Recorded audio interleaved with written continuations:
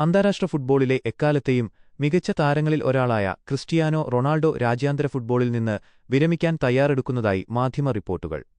UEFA Nations ലീഗിൽ September 24-ന് വെയിൽസിനെതിരെ നടക്കുന്ന മത്സരമാകും അദ്ദേഹത്തിന്റെ അവസാന അന്താരാഷ്ട്ര മത്സരമെന്നാണ് വിവരം.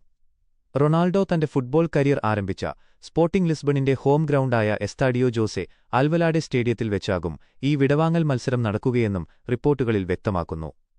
എന്നാൽ പോർച്ചുഗൽ ഫുട്ബോൾ ഫെഡറേഷനോ റൊണാൾഡോയോ ഇതുവരെ ഇക്കാര്യത്തിൽ ഔദ്യോഗിക സ്ഥിരീകരണം നൽകിയിട്ടില്ല. പ്രധാന വിവരങ്ങൾ. റെക്കോർഡുകൾ.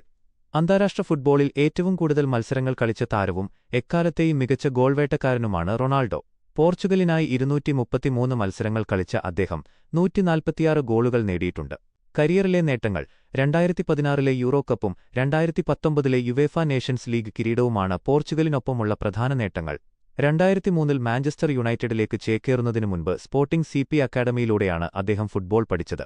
പുതിയ പരിശീലകൻ. പോർച്ചുഗലിന്റെ പുതിയ പരിശീലകനായി ജോർജ് ജീസസ് ചുമതലയേറ്റിട്ടുണ്ട്. 4 വർഷത്തെ കരാറിലാണ് അദ്ദേഹം ഒപ്പുവെച്ചിരിക്കുന്നത്. എന്നാൽ പുതിയ പരിശീലകന് കീഴിൽ റൊണാൾഡോ തുടരുമോ എന്ന കാര്യത്തിൽ വ്യക്തത വന്നിട്ടില്ല. തന്റെ അവസാന ലോകകപ്പായിരിക്കുമെന്ന് താരം നേരത്തെ വ്യക്തമാക്കിയിരുന്നെങ്കിലും വിരമിക്കുന്ന കൃത്യമായ